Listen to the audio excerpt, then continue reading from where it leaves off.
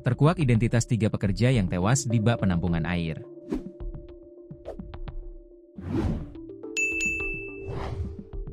Inilah 3 identitas pekerja meninggal dunia saat melakukan pembangunan bak penampungan air di Banjarsari Batu, Desa Penglumbaran, Kecamatan Susut, Bangli, Bali, Sabtu, 2 Agustus 2025. Ketiganya yakni I Nengah Darman, I Wayan Buda Adnyana, dan I Ketut Juliawan.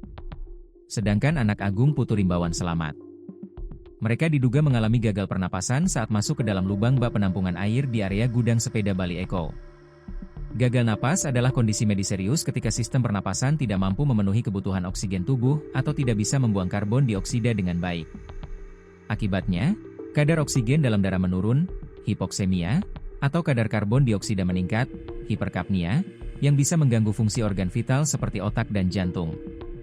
Berikut identitas ketiga korban. Diduga korban mengalami gagal pernapasan pada saat membuka tiang pancang bekas coran bak penampungan air, ujar PLT Kasihumas Polres Bangli, Ibda I Gede Gumiliarta. Sebab kata Ibda I Gede Gumiliarta, bentuk dari bak penampungan air itu sedikit sempit. Kasus kecelakaan kerja ini masih dalam penyelidikan polisi.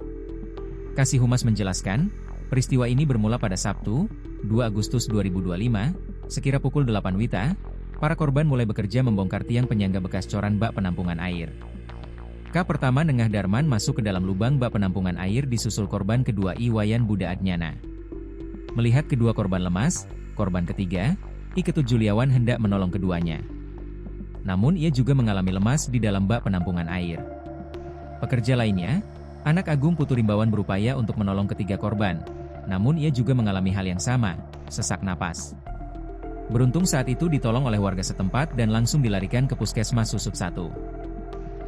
Ketiga korban lainnya tidak dapat diselamatkan mengingat sempitnya lubang bak penampungan air dan terbatasnya sarana untuk evakuasi korban, ujarnya.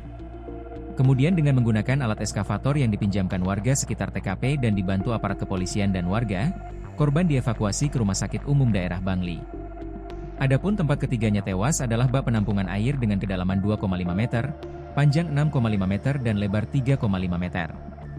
Sementara lubang tempat masuk ke dalam bak air adalah 60 cm x 60 cm.